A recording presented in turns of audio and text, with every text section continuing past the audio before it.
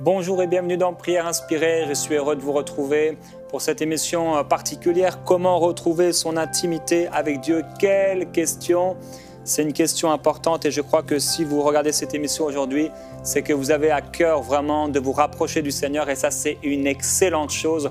Je ne sais pas dans quelle situation vous vous trouvez, je ne sais pas, ça fait combien de temps que vous n'êtes pas allé dans une assemblée, si vous êtes déjà allé dans une assemblée, combien de temps vous n'avez pas lu la Bible ou si vous êtes en train de vous approcher de Dieu, si depuis quelques jours, quelques semaines, vous êtes en train de faire des petits pas et de vous approcher du Seigneur, vous êtes en train de sanctifier votre vie. En tout cas, peut-être aussi vous êtes un croyant depuis longtemps et tout va bien pour vous. Qui que ce soit que vous soyez, je crois que Dieu faut qu'on ait une intimité forte avec lui.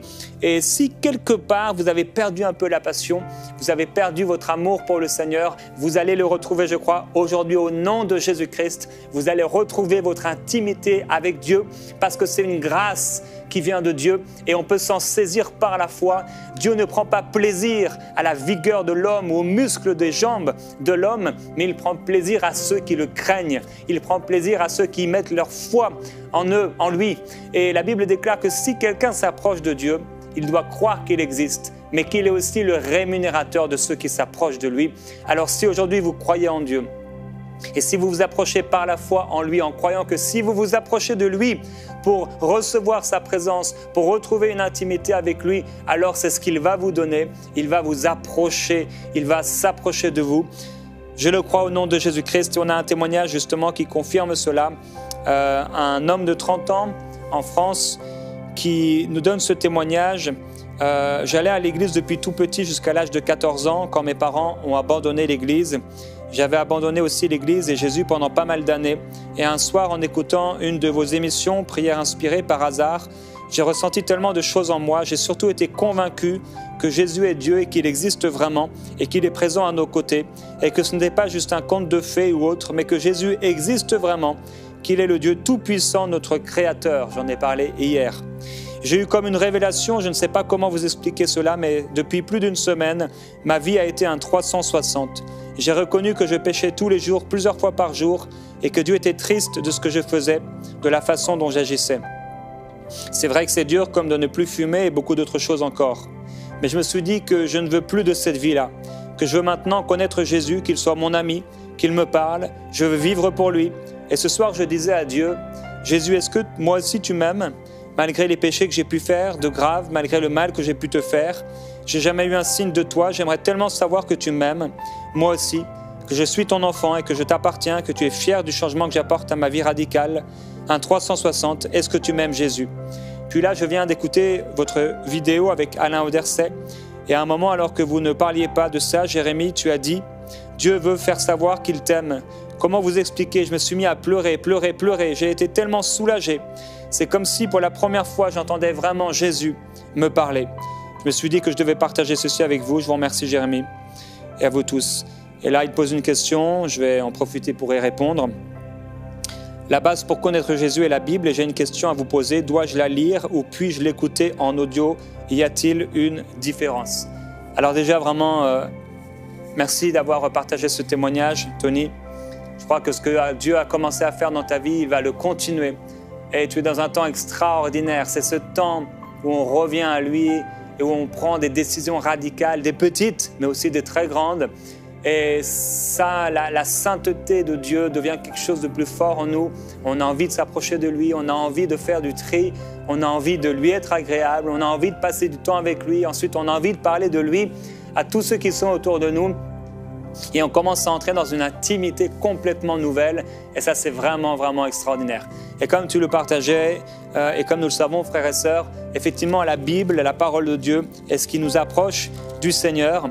Et donc, pour répondre à la question, parce que peut-être vous la posez vous aussi, il y a effectivement une différence entre écouter la Bible en audio, on peut l'écouter par exemple sur emcitv.com, ou on peut aussi la lire.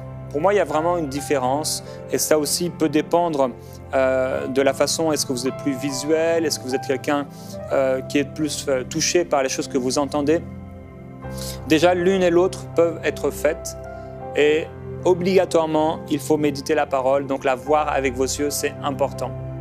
Il n'y a rien qui peut remplacer cela, mais en même temps, Les disciples qui étaient avec Jésus n'avaient que Jésus en face d'eux, ils avaient la parole en face d'eux, ils la voyaient avec leurs yeux, ils l'entendaient avec leurs oreilles et ils ne la lisaient pas forcément comme on peut la lire aujourd'hui. Maintenant, on a cette grâce, la parole de Dieu nous a été donnée et c'est vraiment une bonne chose et ça vient déjà répondre à cette question, comment retrouver son intimité avec Dieu? Eh bien, je crois qu'en méditant la parole de Dieu, on peut retrouver son intimité avec Dieu. Juste ça, entre guillemets. Méditer la parole. Et personnellement, je médite la parole. Chaque matin, je lis la Bible. Maintenant, il arrive des fois aussi où je suis en voiture et je peux mettre la Bible en audio. Ça peut m'arriver aussi des fois où le temps m'a manqué pour méditer la parole. Alors, je vais mettre la Bible en audio parce que j'ai un rendez-vous plus urgent ou quelque chose comme ça. Mais ça ne fait pas le même travail en moi. Le fait de méditer, en fait, de plonger les regards, la Bible dit, dans la parole de Dieu, c'est autre chose que juste de l'écouter. Et c'est vrai qu'on peut l'écouter et elle peut produire bien sûr un impact dans notre vie, c'est ce que nous faisons tous les jours, ou aussi quand nous écoutons des messages, etc. Mais donc, pour répondre à la question, l'un ne remplace pas l'autre. L'audio et l'écoute auditive est utile, mais rien ne remplace la lecture et la méditation de la parole de Dieu pour nous-mêmes, puisque là, on peut s'arrêter sur un verset, on peut revenir au verset précédent, donc c'est beaucoup plus facile et on peut être inspiré comme ça à aller ici et là dans la parole écrite. Donc, achetez-vous une Bible si vous n'en avez pas. Au nom de Jésus-Christ, c'est vraiment important. Merci au Seigneur pour les outils qu'on a informatiques aujourd'hui, mais rien ne remplace cette parole qu'on peut avoir en papier et c'est vraiment, vraiment une bonne chose. Alors, l'intimité avec Dieu. Comment on peut retrouver son intimité avec Dieu? Comment vous pouvez la retrouver si vous l'avez perdue? La définition de l'intimité, elle a deux aspects. Elle se rapporte à une connexion familière très étroite avec une personne, mais elle se rapporte également au nombre d'expériences communes qu'on a faites avec cette personne. Donc la relation avec Dieu, c'est à la fois cette proximité avec lui, mais c'est à la fois également ces expériences qu'on fait avec lui, mais aussi pour lui. Et quand on fait des choses pour lui, on fait des choses avec lui. Et donc, les chrétiens ont l'habitude de parler de la prière pour expliquer que c'est ça l'intimité avec Dieu. Mais l'intimité avec Dieu, c'est même plus que la prière. Ça commence certainement par la prière, mais c'est plus que cela. C'est pas parce qu'on est à l'église que forcément on est en relation avec Dieu. C'est même pas parce qu'on chante un chant ou qu'on lit la Bible qu'on est en communion avec Dieu. Il faut premièrement le faire avec son cœur. C'est pour ça qu'il est écrit dans Jérémie au chapitre 29 au verset 11, quand Dieu dit qu'il connaît les projets, les plans qu'il a formés pour nous, projets de paix et d'avenir ou d'espérance pour nous former un avenir. Et Dieu parle ensuite, il dit que c'est si on le cherche de tout notre cœur qu'il se laissera trouver par nous. Alors Dieu ne veut pas seulement qu'on le cherche, il veut qu'on le cherche avec notre cœur, et il veut qu'on le cherche de tout notre cœur. Alors mon encouragement pour toi aujourd'hui, c'est que tu puisses le chercher de tout ton cœur. Cherche Dieu de tout ton cœur. Donc, quelqu'un a dit, c'est pas parce que je suis dans un garage automobile que je deviens une voiture. C'est pas parce que je suis dans une boulangerie que je fais du pain. C'est pas parce que je vais à l'église que je suis en relation avec Dieu. C'est pas parce que j'ai un calendrier biblique accroché dans mes toilettes que je suis en relation avec Dieu. C'est pas parce que j'ai 5 Bibles dans ma maison que je suis en relation avec Dieu. C'est beaucoup plus que ça, l'intimité avec Dieu. Je me souviens que lorsque j'étais petit, j'allais dans une école, j'avais une institutrice, c'était ce qu'on appelait une bonne sœur. Et j'ai passé plus de 1000 heures avec elle, dans la classe, mais je n'ai jamais été intime avec elle. Ça n'a jamais été mon amie. Je me souviens, une seule fois, elle habitait dans l'école. Elle avait une petite chambre et un jour, j'ai dû aller chercher quelque chose. Elle a ouvert la porte de son tout petit appartement, dans lequel il y avait une salle, une cuisine, je crois, et sa petite chambre. Et même, j'ai entrevu son lit. Ça m'a fait un peu bizarre, ça m'a gêné. Pourquoi? Parce que mon intimité, ma relation avec elle n'était pas assez forte, déjà, pour que je me retrouve dans son appartement, et encore moins que je vois sa chambre, qui est quelque chose de très intime. J'étais mal à l'aise. Plusieurs d'entre vous, vous êtes mal à l'aise quand vous vous approchez trop du Seigneur. Vous êtes mal à l'aise quand vous entendez certaines choses profondes Vous êtes mal à l'aise quand vous voyez certains chrétiens prier de tout leur cœur. Ça vous met quelque part mal à l'aise. Et vous pouvez peut-être même supporter certaines choses, mais vous êtes mal à l'aise si vous êtes dans votre maison, dans un cadre d'intimité, vous mettre à prier. Vous êtes mal à l'aise. Vous êtes peut-être mal à l'aise pour prier à haute voix. Pourquoi? Parce que votre intimité avec Dieu n'en est pas encore là. Mais elle commence par là. Et je voudrais vous encourager. Comment on fait pour s'approcher de quelqu'un? Les jeunes garçons savent bien le faire, les jeunes filles également. Quand on tombe amoureux de quelqu'un, qu'est-ce qu'on veut faire? Automatiquement, on veut passer du temps avec elle. Je me souviens quand j'ai rencontré Annabelle, mon épouse, c'était lors d'une soirée chez des amis. Et le lendemain matin, quand je me suis réveillé, on s'est rencontrés en bas de l'appartement, elle partait. Et je lui ai demandé son numéro. Alléluia! Si je n'avais pas eu son numéro, je ne serais pas marié aujourd'hui. J'ai eu besoin d'avoir son numéro de téléphone pour pouvoir la contacter. Je me souviens, j'étais tout excité quand je lui ai envoyé le message « Quand est-ce qu'on peut se voir ?» Et le lundi après-midi, après mon lycée, il y avait une piscine à côté, je lui avais donné rendez-vous devant la piscine, elle arrivait avec sa petite voiture blanche et elle était là. Cette demande d'avoir son numéro de téléphone, il ne fallait pas que je m'arrête là. L'avoir rencontré, il ne fallait pas que je m'arrête là. Demander le numéro de téléphone, il ne fallait pas que je m'arrête là. Il fallait que je puisse écrire aussi. Et non seulement écrire et lui proposer un rendez-vous, mais il fallait que je vienne au rendez-vous. Et il fallait qu'elle vienne. Gloire à Dieu, elle est venue. Je suis allé dans la voiture et notre histoire est née. Comment on peut devenir un intime? De la même façon qu'on devient intime avec quelqu'un, en passant du temps avec cette personne. Comme je le disais cette semaine, c'est assez remarquable de voir que Jésus n'a pas envoyé les 12 disciples dans les écoles des pharisiens. Il ne les a pas envoyés auprès de Gamaliel, là où lui, Paul, l'a été, pour être enseigné. Mais ils étaient juste dans la présence de Jésus, le voir, l'entendre, lui parler, lui poser des questions. Ils n'avaient pas leur Bible sous le bras quand ils allaient de lieu en lieu. Ils avaient la Bible sous leurs yeux. Ils avaient la parole de Dieu devant leurs yeux et dans leur cœur. Ils aimaient le Seigneur. Pas parfaitement, pas comme ils l'ont aimé après. Mais ils l'aimaient. Ils étaient dans sa présence.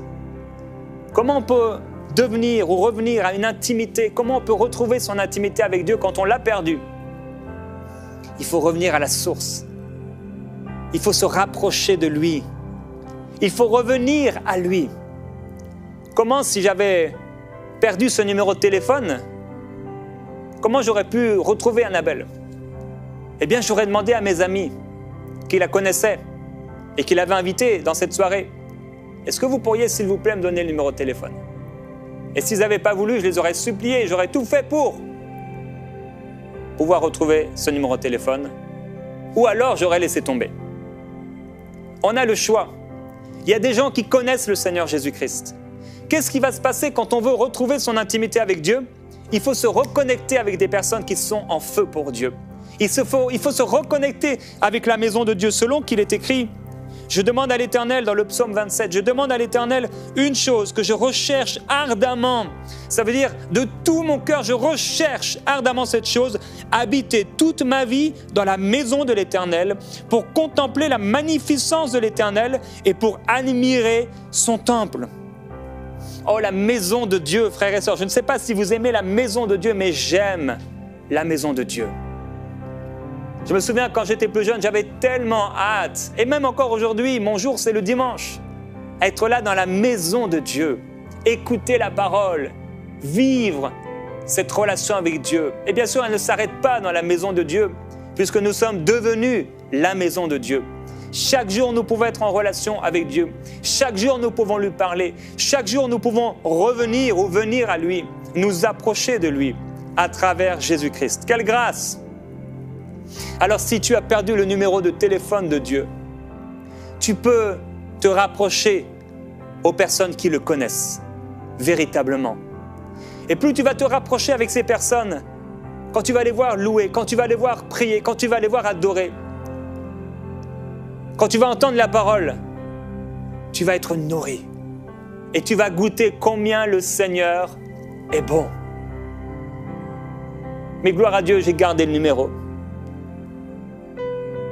Et on a commencé une relation amoureuse. Et c'est d'une relation amoureuse. C'est ce que Dieu veut. Et c'est l'image qu'il prend partout dans sa parole. Pour parler de sa relation avec toi, tu dois l'aimer passionnément. Et qu'est-ce qui a fait que je suis devenu intime avec celle qui allait devenir mon épouse? J'ai commencé non seulement à être dans sa présence. C'est pourquoi il faut que tu sois dans la présence du Seigneur. Comment tu es là dans la présence du Seigneur? En prenant des temps à part, où il y a juste lui. Tu éteins ton ordinateur, tu éteins ton téléphone, tu es juste avec lui. Tu es juste avec sa parole. Et tu prends du temps chaque jour pour être juste avec lui. Tu peux être dans un temps de famille où tu n'as pas d'endroit, tu descends et tu vas dans la voiture s'il faut, juste pour être avec lui et prier. Tu n'as peut-être pas d'endroit dans la maison, tu te caches dans un, dans un petit endroit de la maison. S'il faut descendre au sous-sol, s'il faut monter au grenier, s'il faut aller dehors, juste pour être avec lui. Passer du temps avec lui.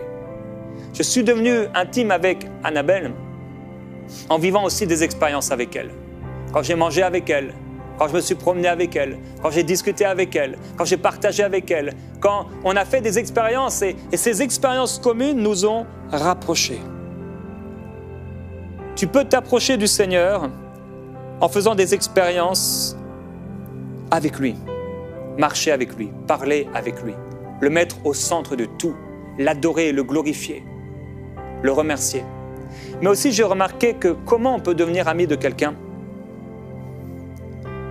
C'est en aimant les choses que cette personne aime. Il y a beaucoup de relations qui commencent dans le travail. Mon frère, d'ailleurs, a rencontré son épouse au travail. Au travail. Ils faisaient le même travail. Et j'ai remarqué que une chose qui nous rapproche vraiment de Dieu, c'est quand on commence à lui obéir et obéir à l'appel qu'il nous a donné. Une des choses qui m'a beaucoup rapproché du Seigneur, c'est quand j'ai commencé à annoncer l'Évangile. Quand j'ai commencé à parler de lui. Quand j'ai commencé à obéir et à prier pour les malades. Quand j'ai commencé à faire ce qui comptait à son cœur et pas forcément au mien au départ. Quand tu vas commencer à faire ce qui plaît au cœur de Dieu, à ce qui compte pour Dieu, parce que c'est ton ami. Quand tu vas chercher à faire ce qui lui est agréable à lui et pas à toi, ton intimité va être plus forte. Ta relation avec lui va être plus forte. Alléluia. Quand tu passes du temps avec lui, il est là pour te conseiller, il est là pour te diriger. Quand tu commences à faire des choses pour lui parce que tu l'aimes, il va t'instruire, il va te corriger, il va te montrer la voie à suivre. Et quand tu ne fais rien, comment il pourrait t'instruire? Sur quoi il pourrait t'instruire? Sur quoi il pourrait te corriger? Tu es en train de rien faire. Et quand tu commences à marcher, à avancer et à obéir à ton appel, il y a quelque chose qui se passe. Comment retrouver son intimité avec Dieu lorsqu'on l'a perdu? Il y a un passage fort qui nous dit dans le livre de Joël, au chapitre 1, au verset 4, « Que s'est-il passé de votre temps, ou même du temps de vos pères? Ce qu'a laissé la chenille, la sauterelle l'a dévoré. » Alors on peut imaginer une pomme. La chenille a commencé à manger dans la pomme, il ne reste pas grand-chose. Et la sauterelle l'a dévoré. La sauterelle est venue, elle a encore mangé un morceau de la pomme. Et ce qu'a laissé la sauterelle, le grillon l'a dévoré. Alors là, il ne reste presque plus rien. Et ce qu'a laissé le grillon, le criquet l'a dévoré. Tu es peut-être arrivé à ce moment-là où il ne reste presque plus rien de ton intimité avec Dieu. Comme je le disais cette semaine, comme cette pauvre veuve, elle avait juste une pièce, mais c'est tout ce qu'elle avait. Et elle a donné plus que tous les autres, parce qu'elle est venue telle qu'elle était. Elle a mis cette pièce dans le tronc. Elle s'est offerte elle-même à Dieu, tout ce qu'elle avait. Peut-être que ton intimité avec Dieu, c'est comme un lumignon qui fume, c'est comme, il ne reste plus rien, ce sont des cendres qui sont là et qui paraissent être endormies, un feu qui paraît être éteint. Et quand tu reviens au Seigneur, il souffle sur ces cendres et le feu reprend. Ni par force, ni par puissance, mais par mon esprit. M'approcher de toi, c'est mon bien. Heureux ceux qui craignent l'Éternel. Heureux ces serviteurs qui sont sans cesse dans ta présence. Habiter dans ta présence, passer 1 heure dans tes parvis, 1 jour dans tes parvis, vaut mieux que 1000 ailleurs. Je ne voudrais pas être ailleurs que dans ta présence. Je veux être comme Samuel qui était là dans le temple de Dieu. Même être sur les parvis du temple de l'Éternel vaut mieux que d'habiter dans les tentes des méchants. Et dans le livre de Joël, le Seigneur nous dit « Revenez à moi de tout votre cœur ». C'est d'abord une histoire de cœur. Avec des jeûnes, avec des pleurs et des lamentations. Déchirez vos cœurs et non vos vêtements. Parce qu'il faisait des choses à l'extérieur. Il prenait peut-être des décisions à l'extérieur, mais il faut que ça se passe dans le cœur. Et revenez à l'Éternel votre Dieu, car il fait grâce. Il est compatissant, il est lent à la colère, il est riche en bienveillance, et il regrette le malheur qu'il envoie. Qui sait s'il ne reviendra pas, il n'aura pas de regret. Et s'il ne laissera pas derrière lui la bénédiction des offrandes et des libations pour l'Éternel, votre Dieu. Qu'entre le portique et l'autel pleurent les sacrificateurs, ceux qui sont au service de l'Éternel, et qu'ils disent « Éternel, Éternel, épargne ton peuple ». Pourquoi dirait-on parmi les peuples « Où est leur Dieu ?» Mais Dieu dit, après cela, je répandrai de mon esprit sur toute chair. Vos fils et vos filles prophétiseront. Vos anciens auront des songes. Je répandrai de mon esprit. Même sur les serviteurs et les servantes, dit le Seigneur. Aujourd'hui, tu peux revenir à une intimité avec Dieu. Et tu peux lui dire dans la prière, avec tes mots, Seigneur, vraiment, pardonne-moi. Pardonne-moi de m'être éloigné, je me suis éloigné. Comme j'ai entendu les témoignages tout à l'heure, je me suis égaré, j'ai perdu le zèle, j'ai perdu la passion. Dis-le au Seigneur. Dis au Seigneur ce qu'il en est de ton intimité avec lui. Dis-lui que ton cœur puisse s'exprimer aujourd'hui, que ton cœur puisse revenir à lui. Tu vas revenir à Dieu. Et tu vas revenir à une intimité avec lui.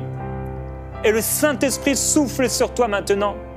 Oui, Saint-Esprit, souffle sur cette personne. Souffle sur sa vie. Souffle sur ses cendres. Sur ce feu qui avait l'air endormi. Oh Jésus-Christ, tu n'éteins pas le lumignon qui fume. Tu ne rejettes pas celui qui vient à toi. Et si on s'approche de toi, tu t'approches de nous. Seigneur Jésus-Christ, merci. Parce que quelqu'un revient à toi aujourd'hui. Parce que quelqu'un est saisi par le Saint-Esprit. Quelqu'un se repent aujourd'hui et revient à toi. C'est un jour de joie. C'est un jour de grâce. C'est un jour de bénédiction. C'est un jour de salut. Tu reviens à la maison. Au nom de Jésus-Christ, tu reviens à la maison. Et le Seigneur t'attend les bras ouverts maintenant. Il t'attend, il t'attend, il t'attend, il te voit de loin. Son cœur se réjouit. Son cœur est saisi de joie, est saisi de compassion. Son cœur, à l'intérieur, il bondit.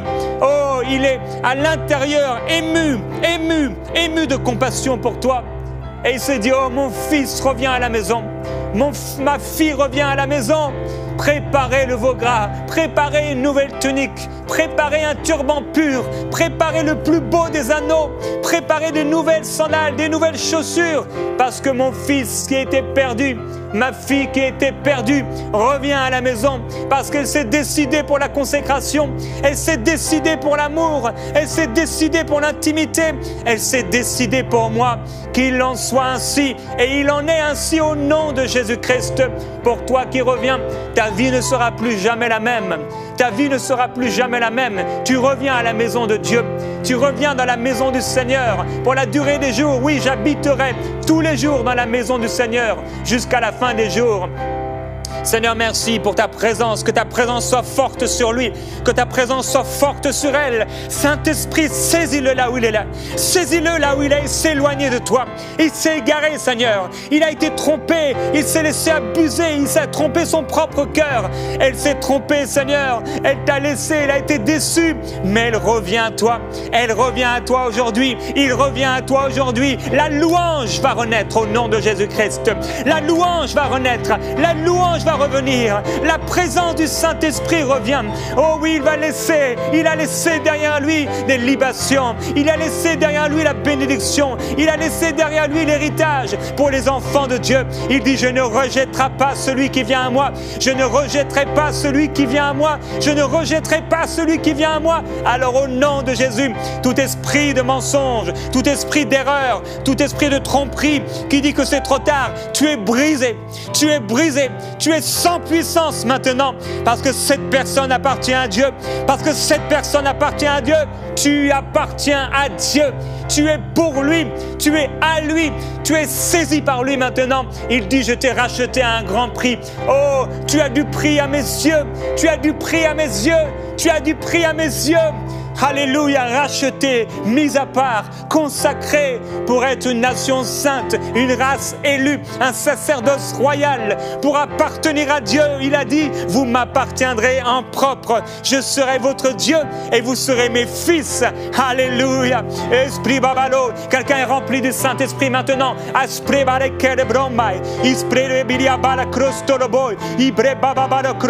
Si tu veux recevoir le baptême du Saint-Esprit, tu ne l'as jamais reçu. Il reste une minute.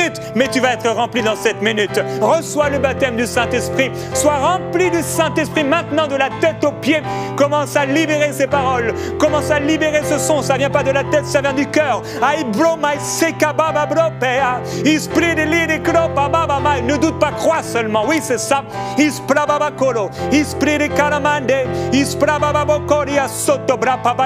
y a quelqu'un qui ne parlait plus en langue, mais tu vas commencer à parler en langue et à découvrir les mystères, les trésors de l'intercession. Tu vas être rempli du Saint-Esprit comme jamais auparavant. Il y a quelqu'un qui ne passait plus du temps avec Jésus. Tu rentrais du travail et tu t'occupais de tes activités. Tu t'endormais comme ça. Tu faisais une petite prière. Mais maintenant, tu vas retourner dans le lieu secret, dans la chambre de prière. Et tu vas venir, alors que peut-être tu es occupé, mais tu vas prendre un temps. Et là, tu vas l'adorer. Tu vas le glorifier. Tu vas l'aimer. Tu vas faire de lui le premier. Il y a quelqu'un. Tu étais tout le temps sur ton téléphone, sur les réseaux sociaux, mais tu vas les mettre de côté. Et alors qu'auparavant, tu étais dans la salle de bain, auparavant tu étais dans les métros, auparavant tu étais dans les transports et tu priais, et maintenant tu vas prier à nouveau au nom